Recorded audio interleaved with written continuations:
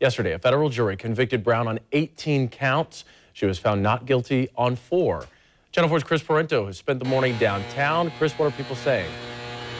Ethan, a lot of people on their way to work this morning saying they don't really want to go on camera, but they feel like after the hours of deliberations from the jurors and sitting through 2 weeks of trial, they feel like the jurors did a great job paying attention and getting to the bottom of this case. They say they're interested to see now what the judge decides as the fate of the former Congresswoman. About 90 days from now, if a motion for a new trial is not granted, she's going to appear in front of this judge and he's going to have to make a decision concerning her sentence. Well, that's incredibly important work. Attorney James Smith was sure about one thing when leaving the federal courthouse with his client, who is now a convicted felon.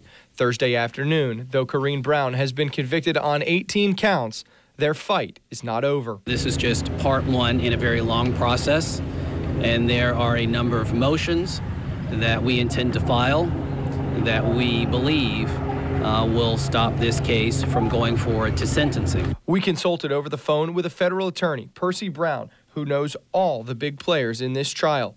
He broke down the importance of the next 90 days. He says Smith will file an appeal that will be reviewed by the federal government. Then Smith will file objections, as will the government. Those could cite any mistakes that were made during the trial. In the meantime, letters from Brown's supporters and a look at Brown's criminal history will all be submitted for consideration. But despite the appeal, a sentencing could take place, and if it does, King tells me where Brown will head. Sentencing is done. Quite often, the judge, if they sentence you to prison, the defendant's lawyer can request a specific amount of time so that they can actually self-report. And for somebody who's not, jumped bail or done anything, they will normally allow it.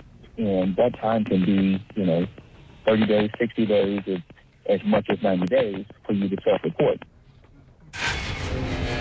A lot of people this morning have said they're hopeful that other politicians are paying attention to this and whatever potential sentence the former Congresswoman gets. They say they're hopeful that something like this never happens again. Live this morning, Chris Parento, Channel 4. The local station.